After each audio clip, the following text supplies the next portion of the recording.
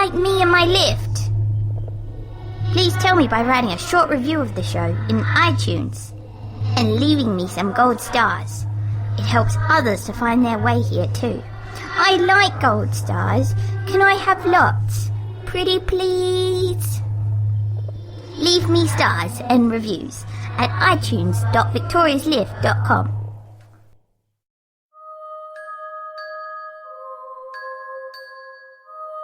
The author for today's episode of The Lift is Lee Foreman. If you enjoyed the story, you can find more of Lee's work at leeandrewforeman.wordpress.com.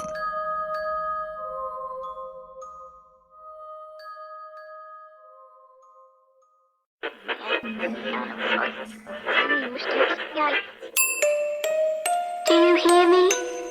I am Victoria.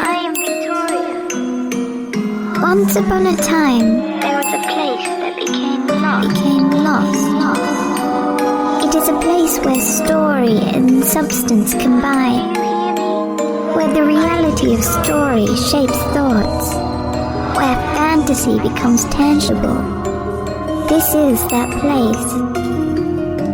Those who find themselves here are here to make a choice. The choices you made in the past don't matter, but the choice you make now is the one that will set your fate.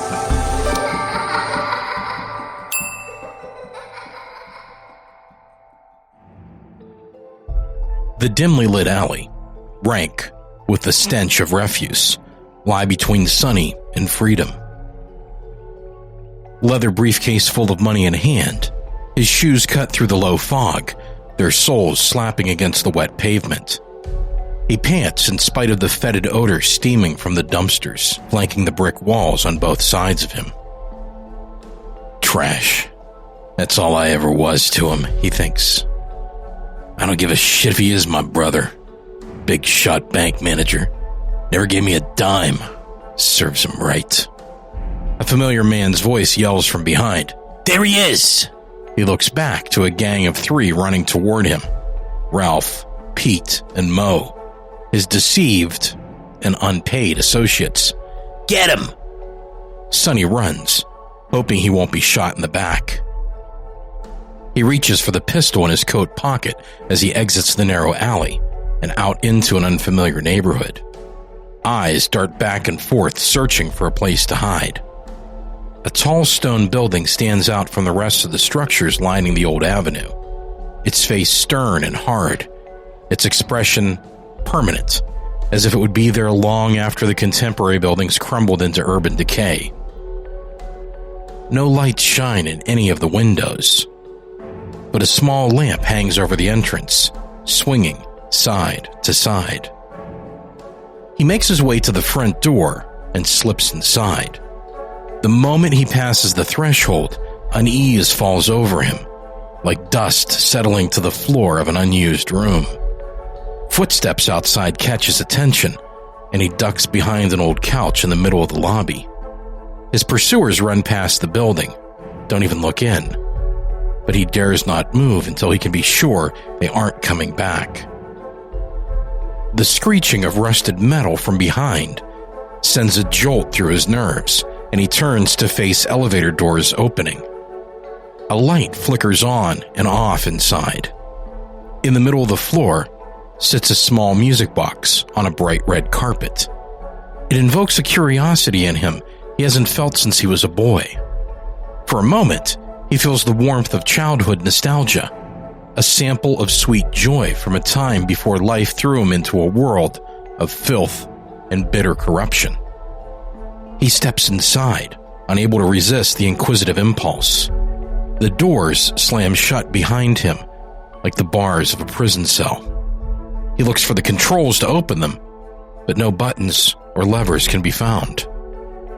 The fancy iron doors moved of their own volition, or were at least controlled from outside. Hello? Sonny calls out, hoping someone will hear, but receives no reply. Grabbing the iron bars, he tries pulling them apart. His neck muscles bulge as he struggles against their weight. They simply won't open. The lift rises, its mechanical dial over the doors moving like the hand of a clock. His heart pounds against his chest as a dizzying lurch of speed rattles the metal box. The ability to breathe escapes his lungs. Both eyes close as he grips the handrail and slides to the floor. Scenes of a dire end flicker before his mind's eye. Blood-covered money resting over his ruined corpse. Shit, he thinks. All this money is worthless if I die. The music box opens and plays as the elevator slows to a normal speed. When he lifts his eyelids, he is face to face with a little girl, holding the box in her hands, smiling. Do you like my music box? Stunned, he can't think of a response. He forces a smile through the veil of uncertainty permeating the enclosed space of the elevator. Well, do you? Sure, it's real nice. You live here, little miss? She smiles, a grin too perfect, too practiced for a child her age. His nerves tingle, the sensation which travels to every extremity. He tightens his grip on the briefcase with a sweaty palm, trying to hold on to reality. Something more than a young girl glares from her unblinking eyes. As much as he wants to look away, he can't break their hold. He's tethered, fixated, and unable to move. Staring into them, he sees beyond their soft, gelatinous exteriors and into a void, where he sees himself drifting into a place he can't fathom.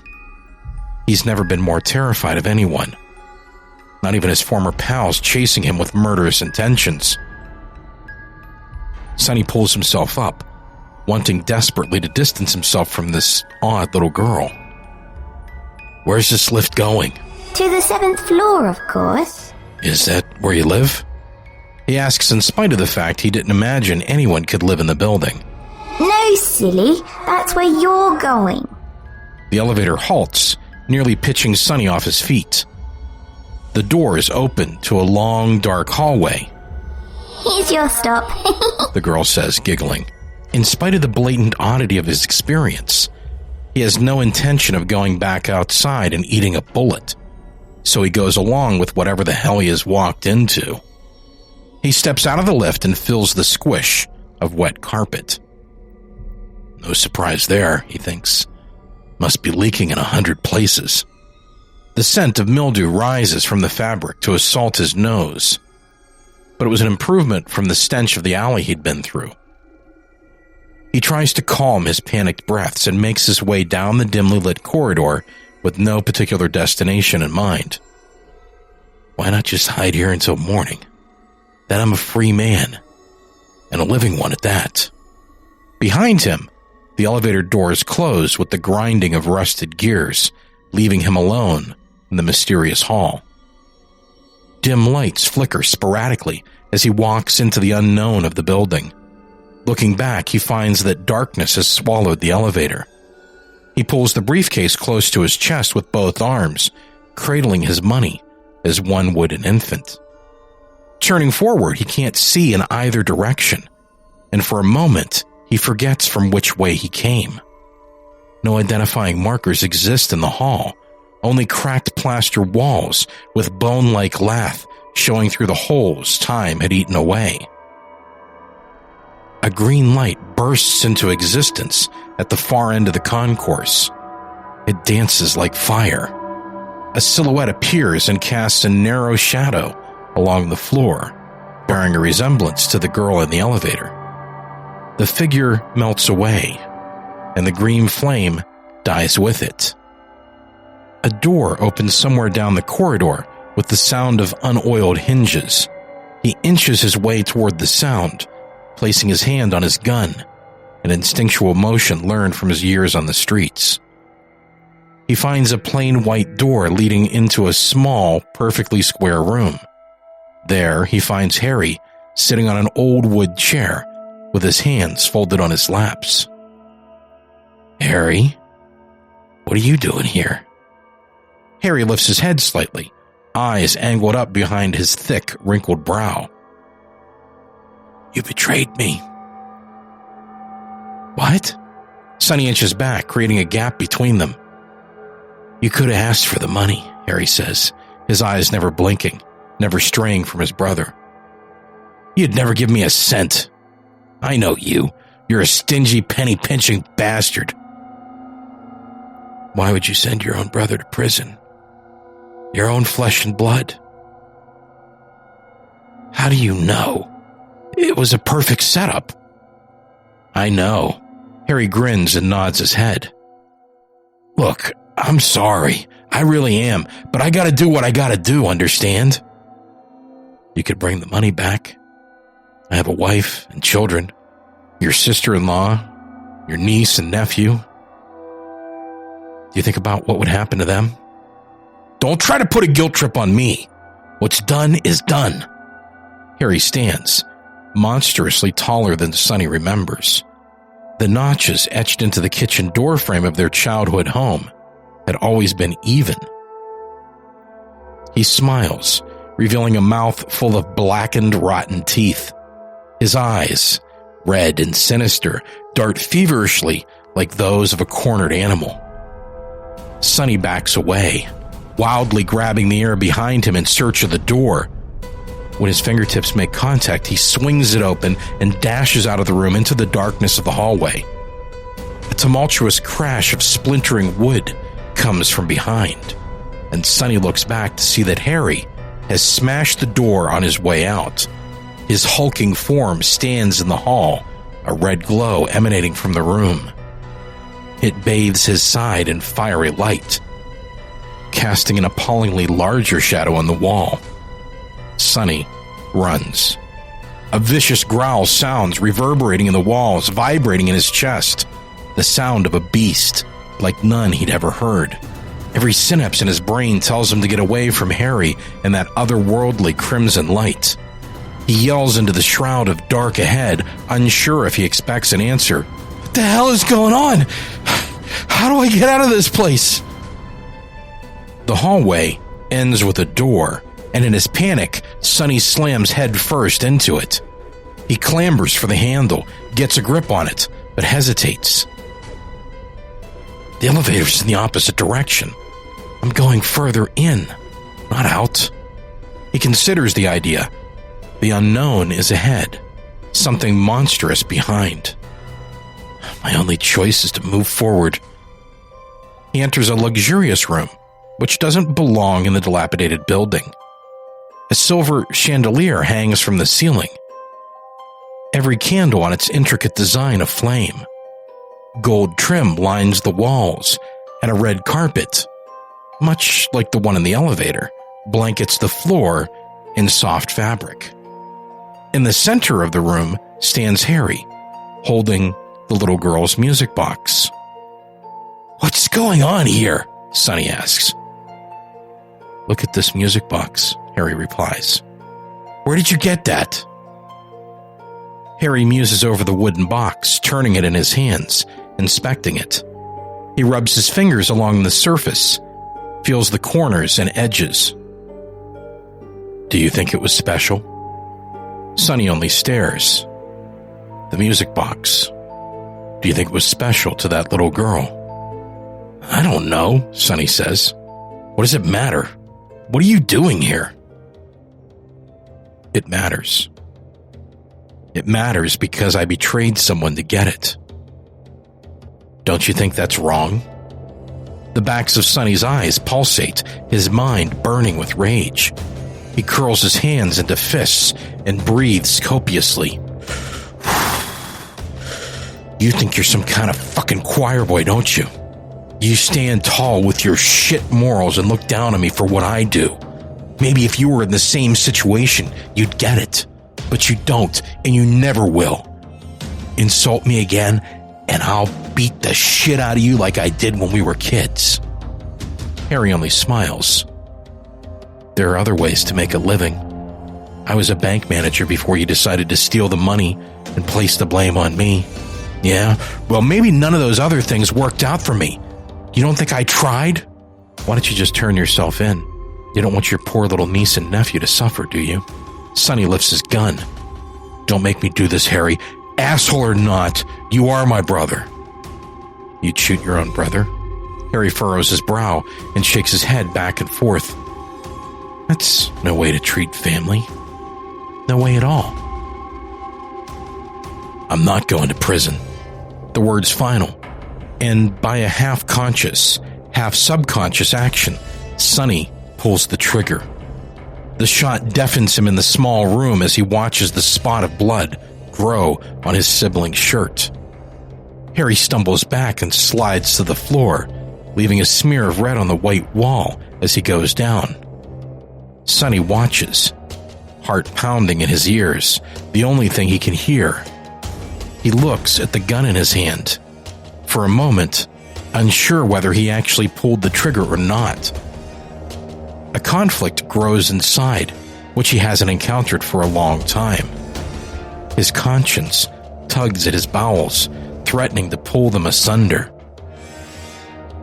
He bolts out of the door and head first into the dark, too afraid to care what might be ahead. I shot him, he thinks. I shot my brother. Where the hall existed before, he sees only the ebony maw of darkness. With a lighter from his pocket, he sparks a flame, but the feeble light finds no surface. The void swallows it whole. The door slams shut behind him, and he turns to look back. It is no longer there. The only thing visible is his hand, and only by the light of the flame. He bends his knees and lowers the lighter to the floor, if only to find some surface on which to ground himself, but only finds nothingness, and his hand extends past his shoe through where the floor should be. Vertigo overcomes him, and he is no longer able to determine which way is up or down. A voice echoes, and he can't be sure if it's in the room or only in his head. It's the voice of the girl from the elevator. Why did you shoot that poor man? Was he not your brother? He gave me no choice. You always had a choice. I gave you another one and you didn't take it. You're a very bad man. Although her last words had been phrased as a child would speak them, they carried a weight beyond that of such an innocent voice. Something deep and knowing came with the expression, violating his privacy somehow, invading his soul. It settles into his bowels like a lead ball, the heavy burden of wisdom pulling him deep down into a pit not far from hell. What is this place? Get me out of here, please. You're not going anywhere. You did a bad thing taking all that money for yourself and making sure your brother would take all the blame. Your brother was a good man, was he not? Sonny knows she already has the answer. A sliver of light appears, bright, blinding. It grows until it reaches the shape of a door. He puts his hand over his eyes in an attempt to see before it's blotted out by the silhouette of Harry standing in the luminescent frame. No, Sonny says, trying to back away, swinging his arms and legs in vain.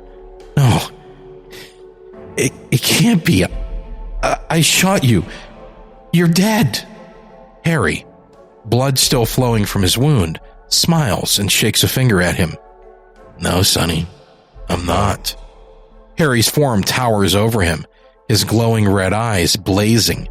He wraps his hand around Sonny's neck, his thick cluster of fingers crimping Sonny's trachea like meaty clamps. Sonny's chest hitches, trying to keep him alive. His vision blurs, and Sonny's eyes begin to form a splattering of red over everything he sees. Behind Harry, standing in the dark, is the little girl from the elevator. She holds the music box in her hands. The edges of Sonny's vision darken, and all color fades away. The fleshy lids become heavy, slowly falling, as they cover his eyes like a shroud. The music box begins to play.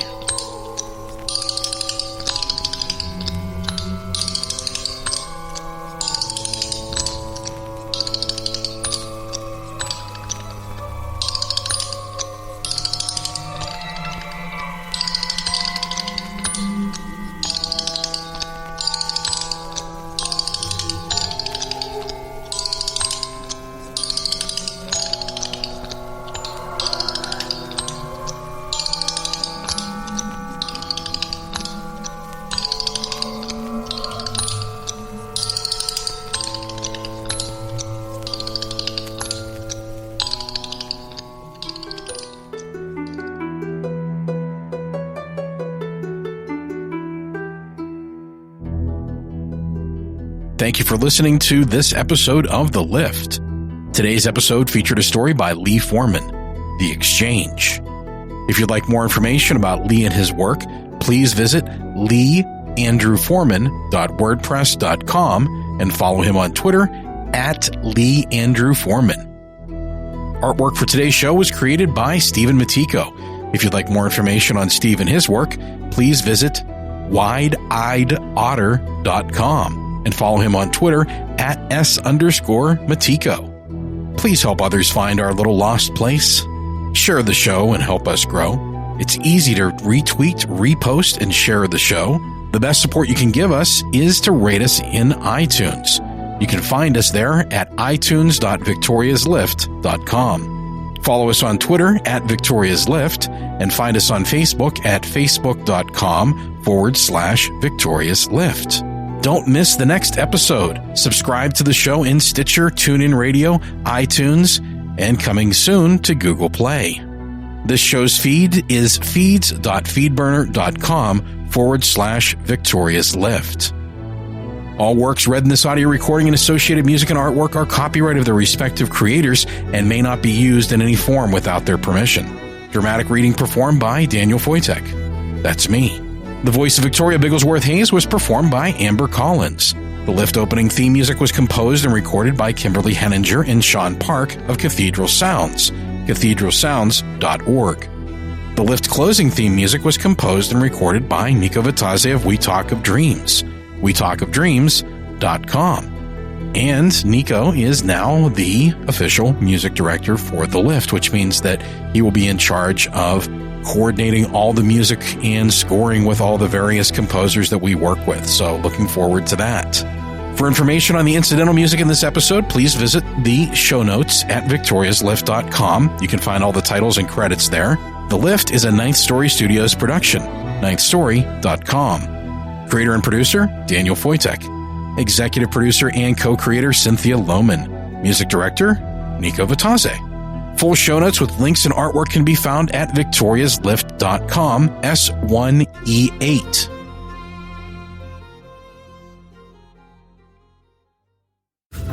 Societies rise and societies fall. When the time comes, one society steps forward to build a better future. The Wicked Library, Kettle Whistle Radio, Ninth Story Podcast, Prog Watch, Red Horse Radio, The Lift, History Goes Bump, Listen, the M Writing Podcast, Society 13, Rebuilding Society, one podcast at a time.